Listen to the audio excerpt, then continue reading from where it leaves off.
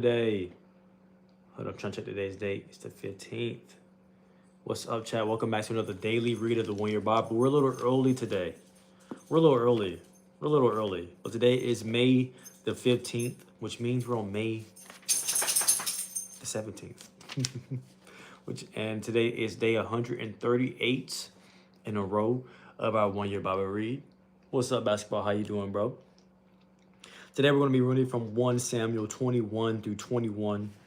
We're going to follow up Sam with, Samuel is long today.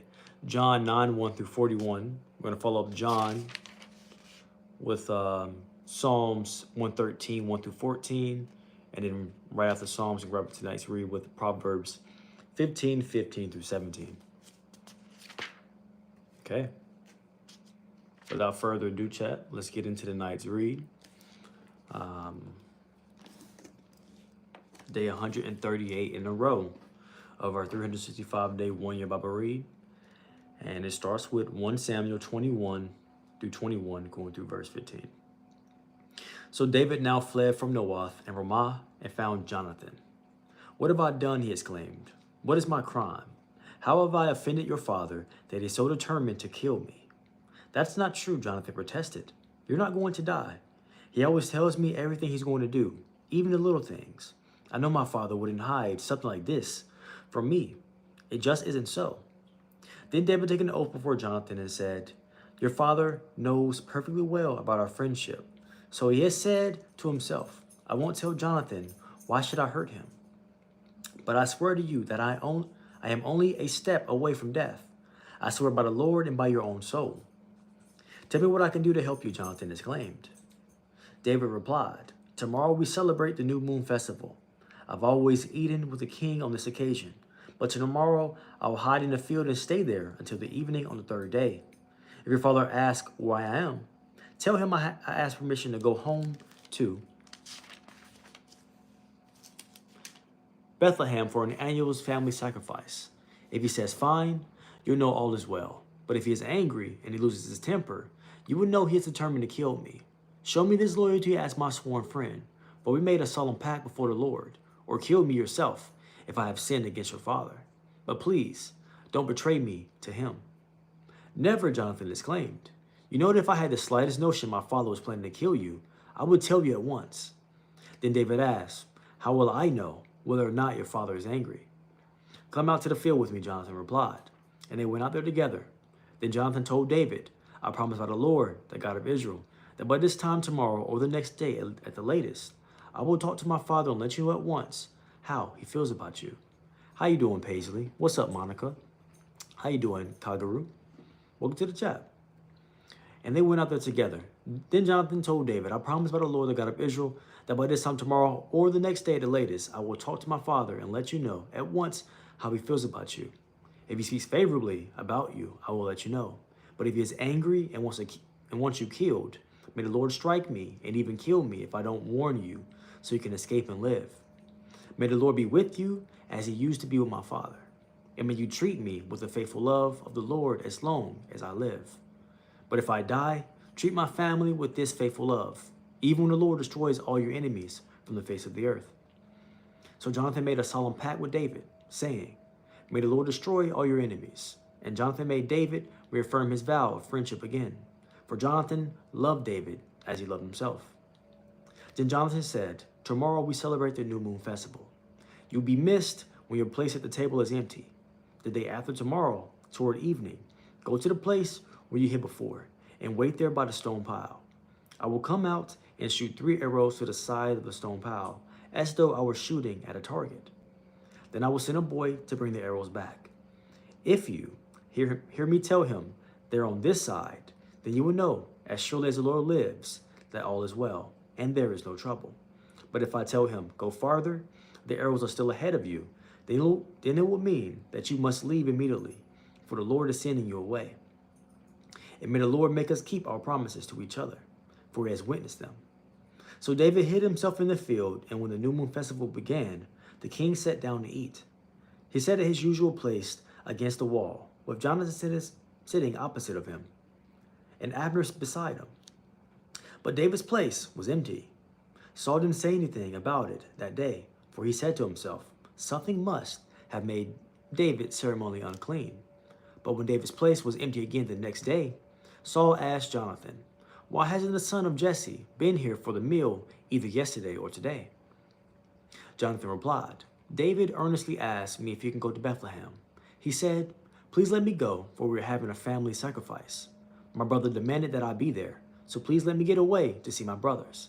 That's why he isn't here at the king's table. Saul boiled with rage at Jonathan. You stupid son of a... He swore at him. Do you think I don't know that you want him to be king in your place, shaming yourself and your mother? As long as that son of Jesse is alive, you'll never be king. Now go and get him so I can kill him. But why should he be put to death? Jonathan asked his father. What has he done? Then Saul hurled his spear at Jonathan, intending to kill him. So at last Jonathan realized that his father was really determined to kill David. Jonathan left the table in fierce anger and refused to eat on that second day of the festival, for he was crushed by his father's shameful behavior toward David. The next morning, as agreed, Jonathan went out into the field and took a young boy with him to gather his arrows. Start running, he told the boy, so you can find the arrows as I shoot them. So the boy ran, and Jonathan shot an arrow beyond him. When the boy had almost reached the arrow, Jonathan then shouted, the arrow is still ahead of you. Hurry, hurry, don't wait. So the boy quickly gathered up the arrows and ran back to his master. He, of course, suspected nothing. Only Jonathan and David understood the signal.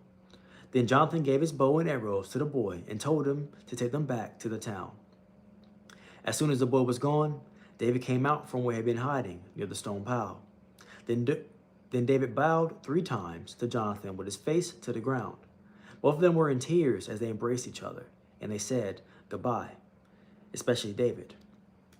At last, Jonathan said to David, go in peace, for we have sworn loyalty to each other in the Lord's name. The Lord is the witness of a bond between us and our children forever. Then David left, and Jonathan returned to the town. David went to the town of Nob to see Ahimelech, the priest. Ahimelech trembled when he saw him. Why are you alone? He asked. Why is no one with you? The king has sent me on a private matter, David said. He told me not to tell anyone why I am here. I have told my men where to meet me later. Now, where is there to eat? Give me 5 loaves of bread or anything else you have. We don't have any regular bread, the priest replied, but there is only holy bread, which you can have if your young men have not slept with any women recently. Don't worry, David replied. I never allow my men to be with women when we are on campaign.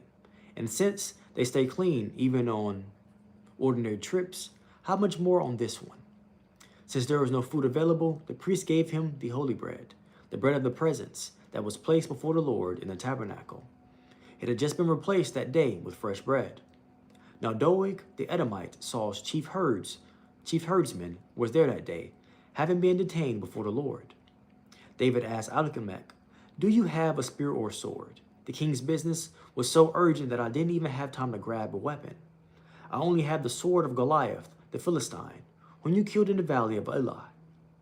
The priest replied, it is wrapped in a cloth behind the ephod. Take that if you want it, for there is nothing else here. There is nothing like it, David replied. Give it to me. So David escaped from Saul and went to King Achish of Gath. But the officers of Achish were unhappy about his being there. Isn't this David, the king of the land? They asked. Isn't he the one the people honor with dances and singing? Saul has killed his thousands and David his 10,000s. David heard these comments and he was very afraid of what King Achish of Gath might do to him. So he pretended to be insane, scratching on doors and drooling down his beard. Finally, King Achish said to his men, must you bring me a madman? We already have enough of them around here. Why should I let someone like this be my guest? And now, chat, that was the end of, oh, sorry, Linda. That's 1 Samuel 21 through 21. Now I'm going to get into John 9, 1 through 41. As Jesus was walking along, he saw a man who had been blind from birth. Rabbi, his disciples asked him, why was this man born blind? Was it because of his own sins or his parents' sins? It was not because of his sins or his parents' sins, Jesus answered. This has happened so the power of God could be seen in him. We must quickly carry out the task assigned to us by the one who sent us. The night is coming, and then no one can work. But while I am here in the world, I am the light of the world. Then he spit on the ground, made mud with the saliva, and spread the mud over the blind man's eyes. He told him, "Go wash yourself in the pool of Siloam." Shalom means sent. So the man went and washed and came back seeing. His neighbors and others who knew him as a blind beggar asked each other, "Isn't this the man who used to sit and beg?" Some said he was, and others said, "No, he just looks like him." But the beggar kept saying, "Yes, I am the same one." They asked, "Who healed you? What happened?" He told them, "The man they called Jesus made mud and spread it over my eyes and told me, 'Go to the pool of Siloam and wash yourself.' So I went and washed, and now I can see." "Where is he now?" they asked. "I don't know," he replied. Then they took the man who had been blind to the Pharisees, because it was on the Sabbath that Jesus had made the mud and healed him. The Pharisees asked the man all about it, so he told them, "He put the mud over my eyes, and when I washed it away, I could see."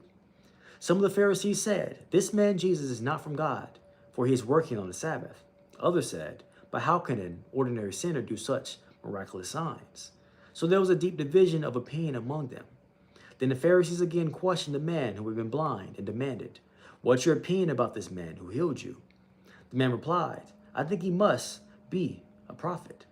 The Jewish leaders still refused to believe the man had been blind and could see now. So they called in his parents. They asked him, "Is this your son? Was he born blind? If so, how can he now see?" How you doing, TTV? It's all good, man. We're going to do another one probably tomorrow. So plenty of content coming, for sure. His parents replied, "We know this is our son and that he was born blind. But we don't know how he can see or who healed him. Ask him. He is old enough to speak for himself." His parents said this because they were afraid of the Jewish leaders, who had announced that anyone saying Jesus was a Messiah will be expelled from the synagogue. That's why they said, "He is old enough, ask him." So for the second time, they called in the man who had been blind and told him, "God should get the glory for this, because we know this man, Jesus, is a sinner." "I don't know whether he is a sinner," the man replied, "but I know this. I was blind, and now I can see." "But what did he do?" they asked. "How did he heal you?" "Look," the man exclaimed, "I told you once. Didn't you listen? Why do you want to hear it again? Do you want me to become disciples? Do you want to become his disciples too?" Then they cursed him and said, "You are his disciple, but we are disciples of Moses. We know God spoke to Moses, but we don't know even where this man comes from." "Why, that's very strange," the man replied. "He healed my eyes, and yet you don't know where he comes from. We know that God doesn't listen to sinners, but he is ready to hear those who worship him and do his will. Ever since the world began, no one has been able to open the eyes of someone born blind. If this man were not from God, he couldn't have done it." "You were born a total sinner," they answered. "Are you trying to teach us?" And then they threw him out of the synagogue. When Jesus heard what had happened, he found the man and asked, "Do you believe in the Son of Man?" The man answered, "Who is he, sir? I want to believe in him." "You have seen him," Jesus said, "and he is speaking to you." "Yes, Lord, I believe," the man said, and he worshiped Jesus. Then Jesus told him, "I entered this world to render judgment, to give sight to the blind, and to show those who think they see that they are blind." Some Pharisees who were standing nearby him asked, "Are you saying we are blind?" "If you were blind, you wouldn't be guilty," Jesus replied. "But you remain guilty because you claim you can see." In chat, that is the end of our read from John 9, 1 through 41. Now I'm going to get into Psalms 113, 1 through 14. Praise the Lord. Yes, give praise, O servants of the Lord. Praise the name of the Lord. Blessed be the name of the Lord, now and forever. Everywhere from east to west, praise the name of the Lord. For the Lord is high above the nations. His glory is higher than the heavens. Who could be compared with the Lord our God? Who is enthroned on high, his steps to look down on heaven and earth. He lifts the poor from the dust and the needy from the garbage dump. He sets them among princes, even the princes of his own people. He gives a childless woman a family, making her a happy mother. Praise the Lord. When the Israelites escaped from Egypt, when the family of Jacob left that foreign land, the land of Judah became God's sanctuary, and Israel became his kingdom. The Red Sea saw them coming and hurried out of their way. The water of the Jordan River turned away. The mountains skip like rams, the hills like lambs. What's wrong, Red Sea, that have made you hurry out of their way? What happened, Jordan River, that you turned away? Why, mountains, did you skip like rams? Why, hills like lambs? Tremble, O earth, at the presence of the Lord, at the presence of the God of Jacob. He turned the rock into a pool of water. Yes, a spring of water flowed from solid rock. And now, chat, Proverbs 15:15 through 17. For the despondent every day brings trouble. For the happy heart, life is a continual feast. Better to have little with fear for the Lord than to have great treasure in inner turmoil. A bowl of vegetables with someone you love is better than steak with someone you hate. Let's read it one more time. Proverbs 15:15 through 17. For the despondent every day brings trouble. For the happy heart, life is a continual feast. Better to have little with the fear of the Lord than to have great treasure in inner turmoil. A bowl of vegetables with someone you love is better than steak with someone you hate. And now, what would you have to give? What would you have to give up to have it all? What would you have to give up to have it all? Here we go. Was able to fit that in the screen. How do you read the small words? Good eyes, good vision. 2020, something like that, 2020. What would you have to give up to have it all? Now, everyone with great wealth feels blessed. Some with a lot of money are always greedy for more and miserable until they have it. Sadly, when they get more, they remain desperate for even more. If we don't give up greed, we will never feel like we have enough. We would be so much better off having less and being content with what the Lord provides. Giving up an attachment to money allows us to find contentment in God. Let's read that one more time. What would you have to give up to have it all? Not everyone with great wealth feels blessed. Some with a lot of money are always greedy for more and miserable until they have it. Sadly, when they get more, they remain desperate for even more. If we don't give up greed, we will never feel like we have enough. We would be so much better off having less and being content with what the Lord provides. Giving up an attachment to money allows us to have contentment in God. 2020 vision. Facts. It's pretty funny. And now, chat, I'm going to turn off the camera really quickly, ask for clarity, wisdom, and discernment on today's word, and then I'll be right back. So give me 1 second.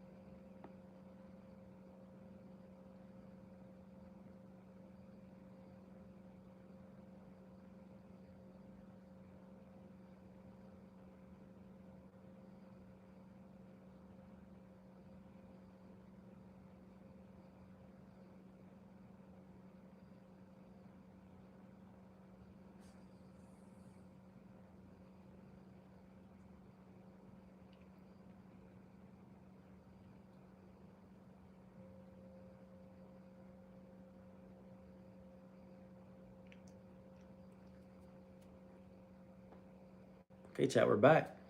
I was scrolling YouTube Shorts and came across you, so I just joined. Hey, appreciate that, bro.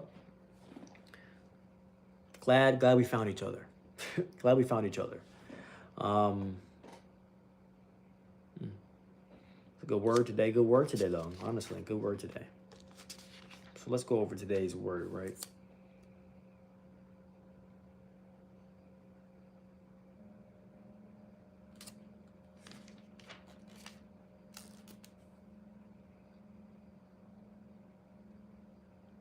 So 1 Samuel 21 through 21.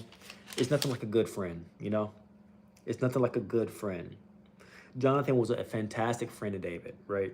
Even though it was Jonathan's old dad that was going against David, and he could have turned his back on him and betrayed him or whatever, but Jonathan remained a great friend to David. And it's nothing like having a great friend. It's nothing like having great friends. If you have a great friend, you probably know what I'm talking about. It's nothing like having a really good friend you can depend on. It's nothing like it. And it's a blessing. Truly is a blessing to have friends, for sure. Great friends, for sure. But Jonathan was a great friend to David, right? Can you be a great friend to somebody else? Can you be a great friend to somebody else? I feel like somebody needs to speak to some of their friends. I might be one of those somebodies. Somebody needs to check in on their friends here, right? Um, I'm gonna make sure I check in on my homies. But it's nothing like a great friend, right? Nothing like a great friend here.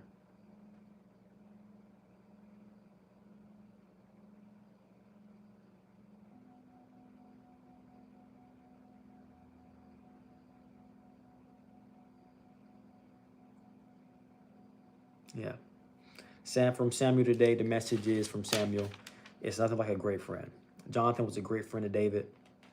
Um, today's message from Samuel 1 Samuel 21 through 21 is it's nothing like a great friend that you can depend on, right? And let's check in on our friends. Let's check in on our friends today, for sure. From John 9 1 through 41.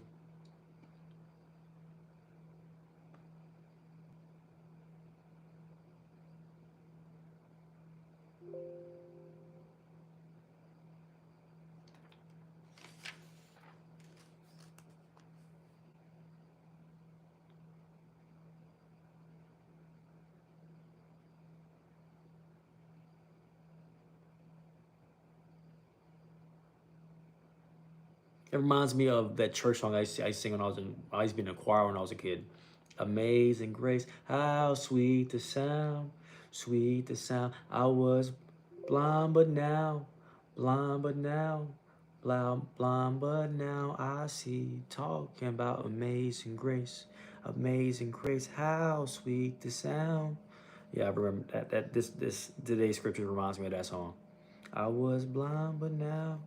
Blind, but now I see. Talking about amazing grace, how sweet the sound, sweet the sound. I was, you know, but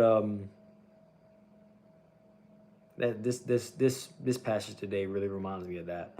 John 9 1 through 41, because literally Jesus allowed a blind man to see, right? And if you see that parable as it is, when you come to God, when you come to God and see Jesus as God's Son sit down here, um, and then you start to ask for that discernment, that clarity, and that wisdom, right? You start to see. You stop being blind, right? Um, you stop being blind. You start to see, right? You start to see.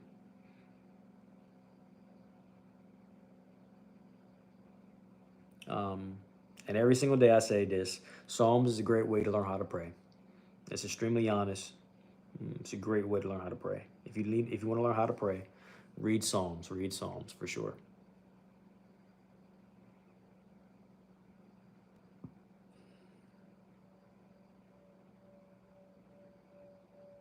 And let's read this from Proverbs 15 through 17. Verse 17 here: A bowl of vegetables with someone you love is better than steak with someone you hate. A bowl of vegetables with someone you love is better than steak with someone you hate. You know, I feel like that's a bar. Um,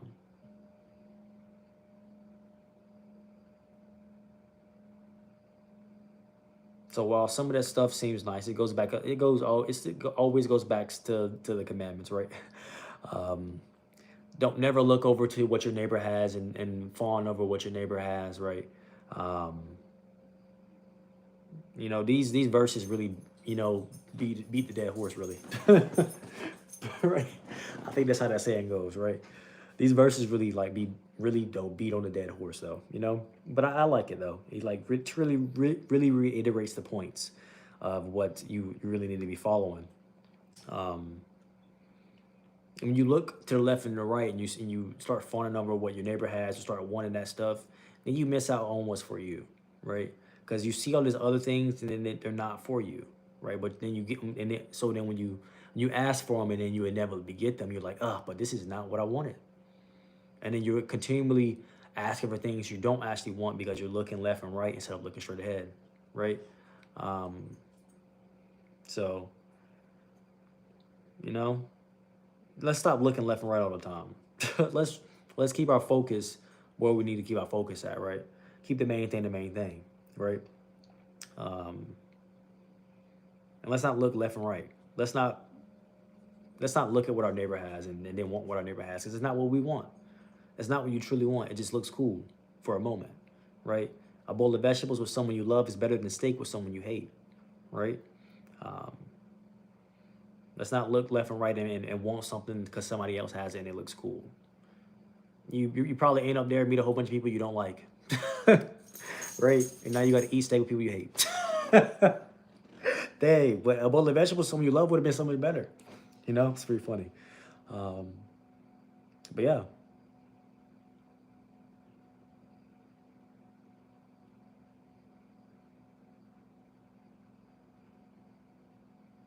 honestly, though,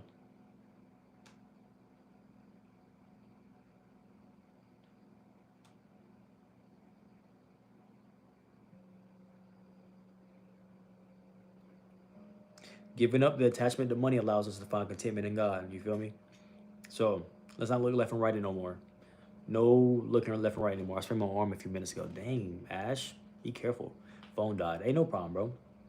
We'll just go back over what we just talked about real quick. A bowl, we read some Proverbs 15 through 17. A bowl of vegetables with someone you love is better than steak with someone you hate, right? And that message right there is really, there is no reason to, and I said this before, right? But I'll just say it again.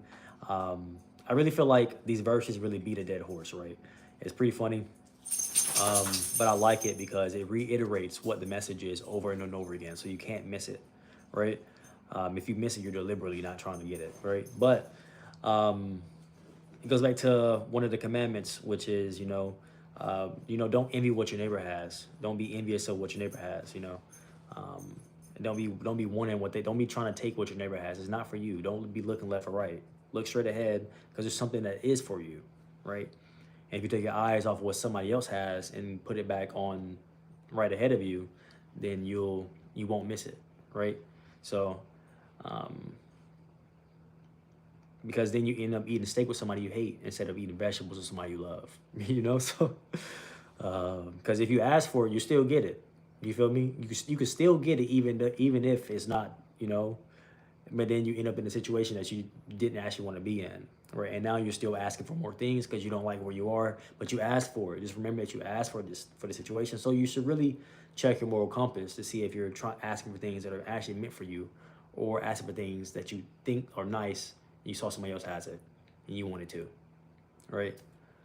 So if you're in a constant loop of asking for things all the time, then you're probably not focused on yourself. You're focused on everybody else because you see what they have and it looks cool. So now let's just focus back on ourselves and look straight ahead and focus on what's for us. So we don't have to keep asking for a whole bunch of stuff all the time because you'll get it. It just won't be what you want. You just think it's what you want, I'd rather eat a bowl of vegetables with somebody I love rather than eat some steak with somebody I hate. So I'd rather eat the vegetables with somebody I love. Um, and that's gonna be today's word, right? Great friends, right? I'd rather be doing something with somebody I love. So I'll follow that path. Psalms is a great way to learn how to pray. And, you know, I was blind, but now I can see. Ask for discernment, wisdom, and clarity um, whenever you need to, every single day, honestly. So you can see, right?